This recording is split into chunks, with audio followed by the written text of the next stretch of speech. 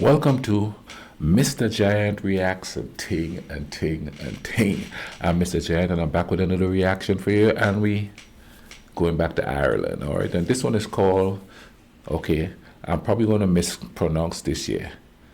Kylemore, Abbey's Curse, Unveiling the Truth. And I do believe it's a castle or something like that, and there's apparently a curse with it. And I'm not like that kind of stuff, you know what I mean? So let's go ahead and YouTube and simmer and see what kind of vibe this is here. Are you ready for another adventure? Yeah. Today we will travel back to the past and find out what happened to the original owners of the gorgeous Kylemore Abbey and what happened to their large estate. The story of this landmark in Connemara, County Galway, Ireland, and how it went from a castle to an abbey is an amazing tale of eternal love, tragedy, and destiny. Join me as I tell you about how one man transformed a huge piece of land in a poor region into a productive estate that has lasted over 150 years and will probably last 150 more.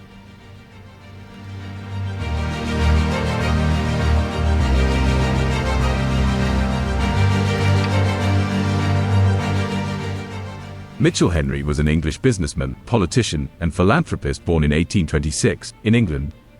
He became a doctor in 1851. However, his true passion was politics and business.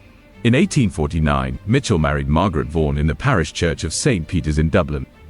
Together they went on a honeymoon to the Connemara region of Ireland. This is when he fell in love with the landscape, and in 1867, as a romantic gesture to Margaret, he purchased the lands where he would build the Kylemore Castle estate. Whoa. The area was known for its beauty, lakes, and landscapes. Mitchell had a big vision for Kylemore Castle, inspired by the Gothic Revival style and medieval castles he had admired during his travels. He spared no expense in building the estate with lavish interiors, large gardens, and breathtaking views of the Connemara landscape. Mitchell and Margaret were the very definition of fairy tale romance. They married young and their love filled the castle. That is why Mitchell was left devastated in 1874 when Margaret died of a fever when in Egypt. He poured his grief into the development of Kylemore Castle, transforming it into a lasting tribute to their eternal love. Mitchell was clearly heartbroken. He would dedicate his time to the estate and the region after her passing. He was very active in the community, becoming an You know, is there that kind of love anymore where a man loves a woman so much? He creates a legacy to her memory, you know what I'm saying? Maybe that still lasts elsewhere, but you know, people don't view marriage around here as, and I hate to say as used to be, because I'm quite sure things were rocky back in the day, just the same. I don't think anything has gotten so worse, but it's more exposed than it used to be. And I think people have manifested the idea of tragedy so much in their life that even if there's a really nice love story, people are going to look for the tragedy in it. Where I worked, there was a young couple, and they met in high school and stuff, and you could tell they were in love and stuff, you know what I mean? Then they decided to get married, and the first thing everybody's saying, let's give it about a year or two, you know, or they just don't know what they're getting into, this, that, the other, and it's like, man, just let these people love, you know what I mean? Just back up. Let these people like enjoy each other, learn about each other, encourage them. Don't plant that seed in the head that something tragic is going to happen. You know what I'm saying? Now, by watching this here, you know, you could see this stuff was done with love in mind. You know what I'm saying? The way he feels manifested in this castle here. Let's get back to this. MP for County Galway. It was at this time he built the Victorian walled gardens to supply the castle with all necessary fruit and vegetables. It was left abandoned for several years, but it has recently been restored. In 1878, Mitchell began work on the Gothic church in the woodlands, close to the mausoleum where Margaret was laid to rest. Her remains were never moved to the vaults beneath the church, and to this day, she remains in the peaceful opening in the woods. Sadly, Mitchell's tragedy was not over yet, and heartbreak would strike again. In 18... Before I let this go ahead, I'm noticing something here about churches. It's kind of like the same sort of a architecture as the churches back on the island.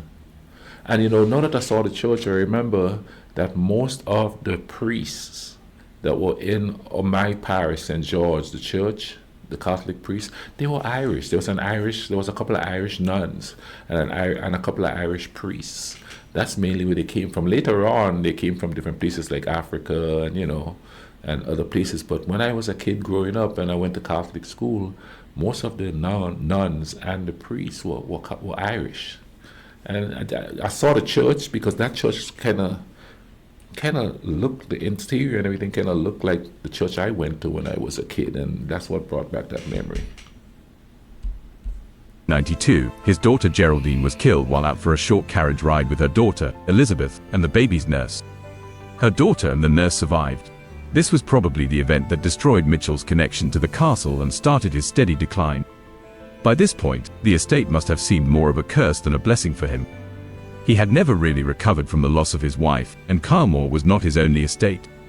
He also owned a large property in London called Stratheden House. Maintaining two lavish and large properties was expensive, and he never recovered his finances after Margaret's death, and he was forced to sell Stratheden House. Later his family would move out of Kylemore, and he would sell the estate to William Angus Drogo Montague, the 9th Duke of Manchester, and his wife, Helena Zimmerman. After 36 years of his beloved Margaret passing, Mitchell Henry died at the age of 83, and he was placed in the little mausoleum, once again united with Margaret, forever residing on their estate. It is said he had only £700 in the bank at the time of his passing. Wow. To this day, his efforts are still very much present in Connemara, and his memory lives on. The love story had come to a bitter end, destroyed by an unexpected series of devastating events. Even though this was the end of the Henry family and the estate, it was most certainly not the end of Kylemore Castle. The Duke and Duchess moved in with their 3 children and immediately started renovations to the castle and estate. Sadly, they removed much of Mitchell's Italian-inspired interiors, as well as the German stained glass windows in the staircase hall.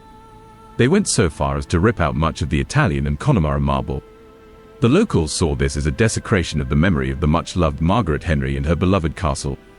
Helena's parents had hoped that settling down in Kylemore would change her husband from a party playboy to a more responsible person, but that hope was short-lived. They threw lavish parties on the estate and had guests such as King Edward VII. The peace and tranquility of the estate were over.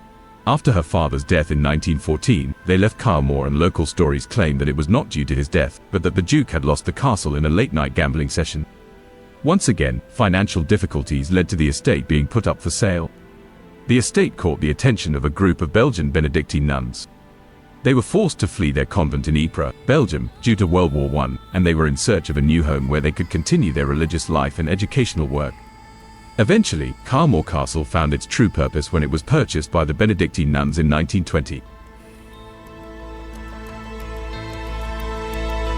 In 1922, the nuns opened an international girls' boarding school. The girls were a breath of fresh air in the otherwise quiet lives of the nuns. They brought laughter and youth both to the nuns and to the buildings, which came to life once again. The school closed in 2010, bringing back the quietness to the estate, as if a switch were turned off and all the activity ceased. Meanwhile, the nuns have been welcoming guests in the guest house and estate since the 1950s, and that flow of tourists had grown year by year, so they decided to change focus to hospitality, although they still carry out educational activities. The stunning beauty of the estate attracts thousands of visitors, and the romantic history in such a gorgeous location is said to inspire many spontaneous marriage proposals. It seems Mitchell and Margaret's love permeated the estate, as tangible as the lively fragrances in the air. Kylemore Abbey is much more than just the castle, with so much to explore, such as the walled gardens, walking trails, and the new buildings. Kylemore Abbey offers something for everyone. So come, explore its halls, roam its gardens, and immerse yourself in the magic of this timeless treasure that has withstood the test of time since Mitchell Henry first broke ground over 150 years ago. This is definitely one of the most beautiful estates in Ireland and well worth spending time in. You will not regret making the trip out there. I hope. Okay, I'm a bucket list this bad boy. You know what I mean? Because let's say the historical ghosts in there, it's probably going to be more one of love. Because when you think of ghosts or entities roaming old castles and stuff, it's usually scary thoughts. They're angry about something, or they're lost in another realm. You know what I mean? I'm not saying that I believe in ghosts, but I guess it's more of an energy type thing. But to visit there and get that romantic energy from the place would probably be nice, even if I'm still single. But this is, whoever suggested this to me, thank you very much. This was quite interesting. And what I take from it, oh yeah, there is a curse, but a curse of love. You know what I'm saying? Who don't want a curse of love and thing, Everybody does, be it like romantic love, be it like platonic love, friendship love, love of a country, love of heritage.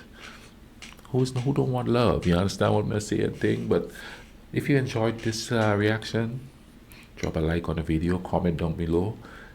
Okay, to my Irish people who are listening to this, drop me some suggestions for some Irish folk music. I'm looking for like historical type music, you know what I'm saying, and thing that I would like to vibe, like dances and stuff like that. I want to learn more there. Go ahead and share the video. Tell them Mr. Giant is reacting again. You understand what I'm going to say? And in the meantime, I'm going to leave a link up there to other videos that I reacted to. A playlist of Irish videos that I reacted to. In the meantime, y'all take care of each other, all right? Cool runnings.